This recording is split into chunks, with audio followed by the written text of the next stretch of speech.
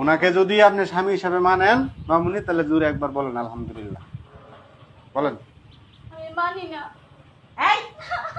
সব কিছু হয়ে গেছে, অনকন মানি না, তাহলে কেমন হইব?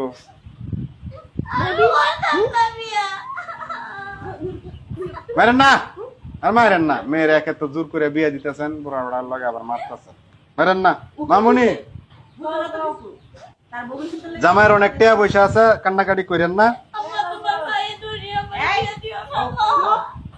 একদম চুপ, আমি যে লোকেটা শুনবি একদম নাই। মা তুমি পরে সারা জান লগে দিবা, আমি তারে বিয়া করব। ওর কাছে তো বিয়ে বসতে অন্য কোথায় বিয়ে করব? চুপ। বলেন বলেন বলেন বলেন আলহামদুলিল্লাহ বলেন বল। বলেন। মা এবং করো না মা, তুমি না আমার মা। আরে আপনার একটু বুঝান না, দিকে তামসা দেখতেছেন, বুঝান একটু মেয়েটারে। তুমি তো আমার একটু বুঝা না। যাতে মা বুঝা লাগে, বুঝা না। এই চুপ থাক। বলে বলো মামুনি, বলে লো। সাইন দিছ, টিপ সই দিছ, সব হয়েছে, খালি আলহামদুলিল্লাহ বলে আলাও। দিয়ে দিবি এমনি, আর কবুল ফোন লাগবো না। 15 লক্ষ টাকা কাবিন ধার্য করিয়া 10 লক্ষ টাকা উসল স্বর্ণ বাবদ 5 লক্ষ টাকা বাকি রাখিয়া আব্দুল মান্নান সাহেবকে যদি তুমি স্বামী হিসাবে মাইনা থাকো, জোরে একবার বলো আলহামদুলিল্লাহ। মা বলো বলো। আমাকে বেলা শেষ, আমরা যাবো গা। আমরা এগুলো কান্নাকাটি দেখতে আসিনি।